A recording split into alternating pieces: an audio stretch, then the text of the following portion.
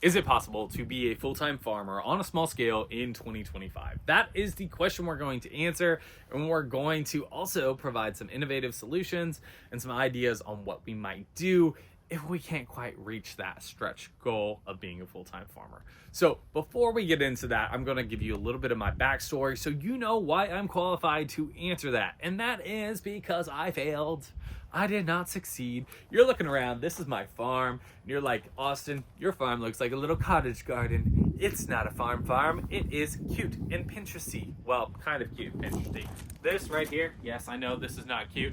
I may or may not have lit that garden bed on fire by accident. I do not recommend that at all. Speaking of fires, yeah, that's pretty much my life. A little bit of a dumpster fire, a garden bed fire, if you will. And that is why I am qualified for this video. Because I started a farm, and I was actually just a few years ago a full-time cut flower farmer, and that was my primary income. And I did it for a little over 3 years, I think up to 5 years. And I failed. That's right, my business went to crap. And I'm gonna explain a little bit why that happened later on in the video. But I think that really positions me well to kind of weigh the pros and cons for you. If you're considering doing this, should you do this? And then also just what industry should you go in within the agricultural industry? Is it worth your time?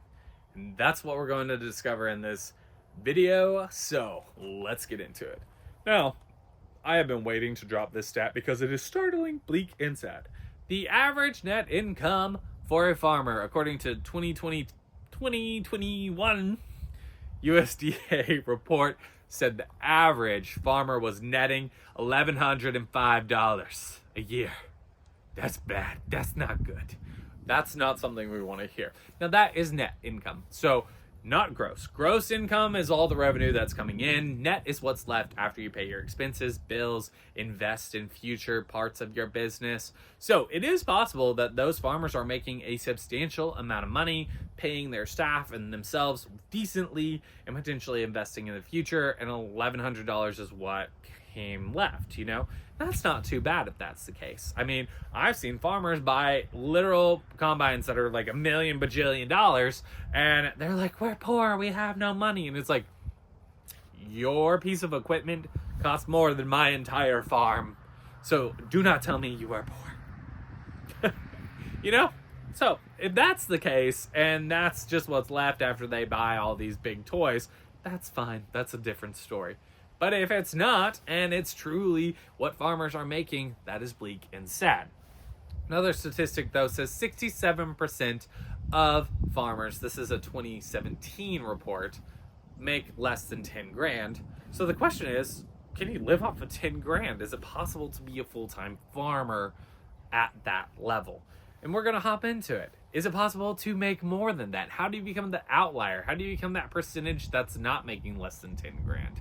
And I think the start is choosing your industry. Now, I know you're like, Austin, industry. What do you mean industry? We're going into farming. We're going to be farmers, but there's a lot of different sub-industries in farming. And what I did was I was cut flower farmer. Yes, I drank the Kool-Aid. I did the course, right? I did the course. I paid a couple grand, and it was like, you can make 6 figures on 2 acres if you grow flowers. And you know what? The course didn't lie. It was right. It was 100% correct. I made good money. Maybe not quite 100 grand because I am the king of inefficiency, but I made really, really good money as a small scale cut flower farmer. But what's the question? Was I making all that money as a small scale cut flower farmer, or was I making money as a cut flower farmer who also was a florist and also was hosting workshops and also? Because those are different businesses, and that's not farming necessarily.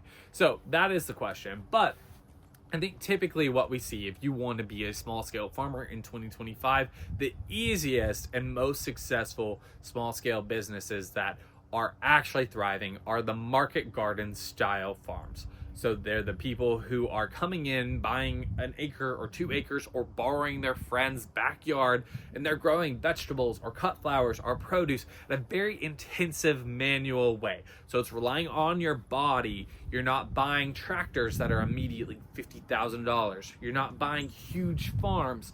And that is how they're making it work, because they don't have all of this overhead. So anything that they're coming through, they can just cash flow and put it in their pocket. They're largely owner operators, which means they are growing. They might have a part-time helper, but largely the profits from that money is going in their pockets. And that is what makes them their revenue for the year, their income.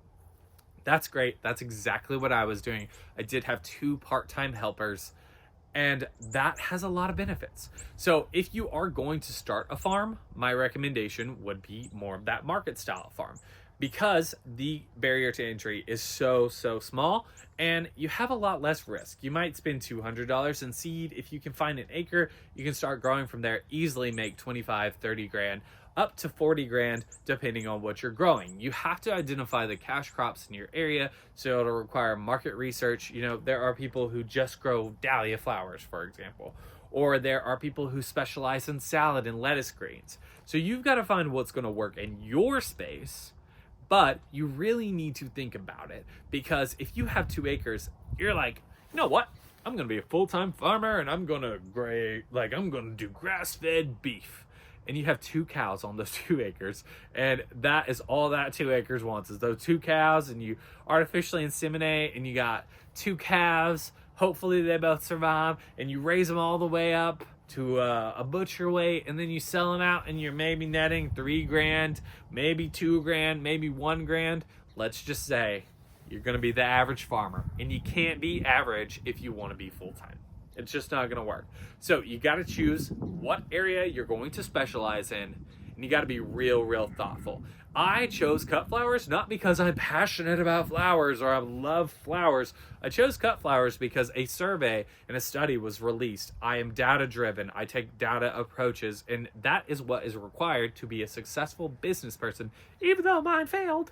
And I chose cut flower farming because the state of Tennessee, which I live in, produced a report that said cut flower farming on average was the most profitable. I'm spitting everywhere because I'm enunciating, because I'm excited, is the most profitable, second most profitable agricultural industry in the state of Tennessee per acre. So I was knowing that I didn't have a ton of acres. I didn't inherit a wealth of land. So for me, even though it was highly intensive, very manual labor, very dependent on my time, whereas, you know, beef cows, a lot of times if you have a lot of land, you can manage a larger herd with less man hours.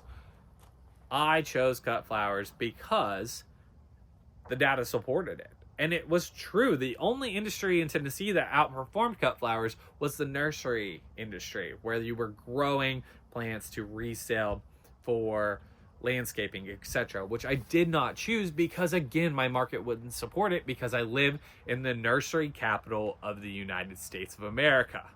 Literally, it's 10 miles that way. So I knew I couldn't compete with these guys and gals here. So I chose cut flower farming. There was loads of opportunity, and I really had a great amount of success. It was not that hard. People were excited. It was earlier in the movement for cut flowers, so I came to it a little earlier. So you have to analyze the industry that will work for you. If you don't have any space, you might start a microgreens farm. Again, you could do the racks, etc. You just got to choose a highly profitable farm with low overhead, and then I think it's completely doable. That brings me to the next point, though. There are some pros and cons, because you're like, Austin, you just told me it's incredibly doable. You had a great cut flower business. What happened? Well, the biggest con is benefits. And for me, that's really kind of what sunk my ship. So I got really sick, and I had an abdominal surgery right at the beginning of one of my growing seasons. Now, I had 2 part-time helpers, which I had mentioned, and that's important, so remember it. So I'm trauma dumping right now, so I need you to focus, okay?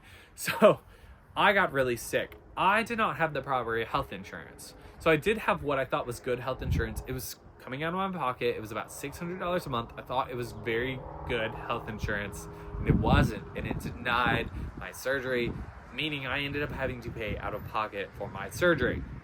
And not only did I go from having absolutely no debt, which I think is one of the keys to being a successful full-time farmer, having no debt, low overhead, like I mentioned, in your personal life and on your farm, low debt, low overhead. I had loads of medical debt all of a sudden overnight.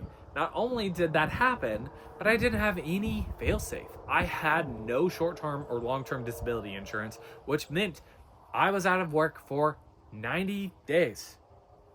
4 months, 5 months, months. I almost missed an entire season. And what I had to do during that entire season was ramp up my part-time workers. I had 2 part-time workers to make ends meet and keep going. And my net probably went negative because I was not ready to scale at that point. So not only did I have all this debt, now I wasn't making any money, I couldn't work, I was in bad shape. And that was the biggest con. That's the biggest con of choosing to be a full-time farmer. Because if I had just been in the office in a corporate setting, I would have had better health insurance probably, and I would have had better insurance to kind of prevent that. And also, my body would have been able to handle the work of the corporate office where it just wasn't handling manual field work. Now you're going to say, Austin, it's okay because you have part-time people. You just weren't there yet. You need to scale. And I think that's another con on the small scale farm, because the thing that people don't tell you, and the thing that I didn't tell you, while I think it's completely doable and you can make plenty of money if you are the person out there doing all the labor and harvesting and packaging, it doesn't scale well, because that simple model does a great job at providing income for 1 to 2 people, a couple, maybe a family. But once you start having to add people to manage the acres, you know, if you can get 25 grand out of an acre, 30 grand out of an acre, 40 grand out of an acre, but it takes a whole person to make that acre work and produce that acre and harvest off of that acre. 40 grand is not a great living wage necessarily for someone to spend all of their time managing and processing that acre for you. So it doesn't scale incredibly well. It's very challenging. The labor market is challenging. You have to really be innovative and crafty on how you do it. And I wasn't there. I had employees that I paid well, and I couldn't keep up. Like, there was just not enough revenue return for them to be out there in the field with me sitting on my rump. And that's just part of it, right? It's an owner-operator style business where I've got to be the person doing all the things, right? Like, and when I'm not doing all the things are going bad. And that's exactly what happened to me. So I think that's another huge con on small scale farming, and if it's even viable, is okay, it's fine if you're going to do it at this scale, but what happens if you get sick? What happens if your body can't keep going? How do you run that business without you fully involved, without you being in the field as the laborer? Because on a long-term basis, I don't know that it's incredibly sustainable, because it's hard work and it hurts your body sometimes, right? That's the con of market gardening. Other types of farming might be a little easier on your body, right? So like it's going to be varied based on your industry and your niche within the agricultural sector, but I think it's really merits thinking about. But huge pro is some flexibility in your schedule. If you're the owner operator, if you want to take a slow morning, you can take a slow morning. If you want to take 4 months off unpaid, you can do that. That's what I did, not because I wanted to. But you have a lot of options. You can potentially show up for your little kid's baseball game because you can move things around. In the same exact breath, sometimes you can't do that because, let's face it, you've got to put food on the table, you've got to pay the bills, and you're the person that makes that business work. So there is some pros and cons, whereas, you know, a typical 9-to-5 type job, you'll have vacation days you could probably check out and be truly off and not really thinking about it. That's not going to happen if you start your own farm. You're going to think about it all the time. I don't even really do it that much, and I still think about it all the time. So, you know, something to consider.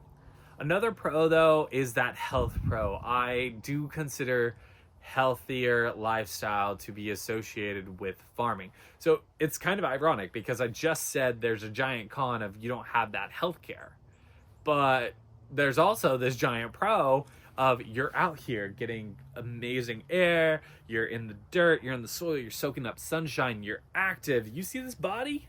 This body right here that's given a little bit of mayonnaise? It was created in a cubicle, not on the farm. I've gained over 50 pounds since taking a desk job back. Now that's personal. I probably should have been doing things to prevent that. But my point is, I was way healthier, even though I was having a health crisis. So that's really ironic. But I was way healthier when I was actively working the farm. So I think that's a huge, huge pro. And then the last con that I think is a big, big con when we're talking about building out your business and starting a farm is a lot of these market gardens and like these, cut flower farms like I did, we weren't running just a farm. The thing is, you want that gorgeous, wonderful farming lifestyle, but at the end of the day, what tends to happen and what happened to me as a cut flower farmer was I wasn't just farming, right? Like I wasn't with my hands in the soil all the time. Suddenly I'm this person who's the salesperson, I'm the marketing person, and then here's the deal, I needed more cash flow, so now I'm doing wedding flowers and I'm suddenly a florist. I never want to be a florist a day in my life. And then suddenly I am doing workshops and teaching kids classes and being an educator because it's bringing in cash flow and helping support my farm, and that's my dream, and all this stuff. And next thing you know, you're not spending time farming, you're running all these different businesses, and it's detracted from the lifestyle that you actually wanted to begin with. And that's kind of where I have gotten to, and that brings me to my preferred solution. Because like I said, the average farm, 67% of them said that they made under 10 grand. But what would you do with an extra 10 grand? Like 10 grand, that is a car, potentially. Like there's so many things you can do with $10,000. And that is kind of what you're looking at here with my farm now. So I think people kind of talk about hobby farming as getting a bad rap. But I think you don't necessarily have to go full time to be really content in your lifestyle. And I think that it's actually possible that you could be happier and more content if you don't. So I personally have a field out there with rows of polyplastic weed barrier that I have left there since I closed my farm 2 years ago. It was horrible for the environment and I need to pick it up. But I haven't picked it up because that's the last thing that makes me feel tied to my full-time business. And I feel like once I pull it up, I will be done and I won't go back. And I loved it so, so much. And I think that's a really hard thing for me to do. But what I've come to really realize is I don't have to go back to that. I can grow a few rows in that plastic. I can grow a smaller amount of cut flowers. I can grow vegetable gardens and share the surplus, provide CSA boxes to a small percentage of the community. I have a herd of fainting goats that produce a couple $1,000s in income a year while also cleaning and maintaining my property. There are a lot of ways to supplement your whole lifestyle while also having a job that might give you health insurance and benefits. I'm not saying don't go for the full-time farm dream. I think it's beautiful, and if you want to do it, do it. But I think we have this mentality in the farming community, and we have this mentality in the world about business that it's all in or nothing, and that if you're not all in, you're not going to get everything out. And that's just not true, right? You can have a little bit of both. You can have a really wonderful garden that produces loads of vegetables and a surplus that you can sell, and you can take that extra 10 grand and invest it and make more. You could use it for infrastructure projects on your property. There's so many things that you could do. So I'm like, why are we talking about farming as a side hustle? Why isn't farming the ultimate side hustle? Because you get all those health benefits that I'm talking about. Time outside, time spent in the garden, enjoying your life, and you get all the bounty that comes with the farm but you also have a little bit of the safety and stability and security. There's a reason that almost like the staggering numbers of farmers, and I don't have a stat on this, but it's staggering how many farmers have off-farm employment. And the question becomes, is that because they can't make it, or is it because they're getting a little bit of the best of both worlds? And I think that's where I've settled. I am now more of a subsistent, self-sufficiency farm where I spend a lot of time making and growing food and raising food that's putting food on my table and selling and sharing the surplus. And that's building an abundant life for me in a way that me farming full-time never ever did. It just never did. It added a layer of stress, layer of complexity that just doesn't exist now. So that's the question I'm asking, and that's what I really want you to think about. So can you go full-time as a small-scale farmer in 2025? Yes, 100% I think you can. If you're smart and savvy and you choose your industries correctly, there's loads of people doing it successfully. You can scale it. It's just challenging, so be sure you really think through how you're going to do it. But the better question, I think, is should you? And I think there's a lot of people who will say 100% yes, but I also think there's a lot of people who will say maybe farming can be your ticket to build a better lifestyle and to earn more income, to support your family better, but it doesn't have to be your full-time gig. So that's kind of where I'm at, and I started a whole channel about it, Food Farm and Finance. So if you want to subscribe, that would be great. The whole idea of this channel is how farming and gardening can bring abundance into your life, both in terms of food and financially. And that does not, and I repeat, it does not mean you have to be a full-time farmer to achieve that. Okay? You can make great strides doing it part-time as a side hustle. So let's normalize side hustles that are farming, and I'll see y'all in the next video.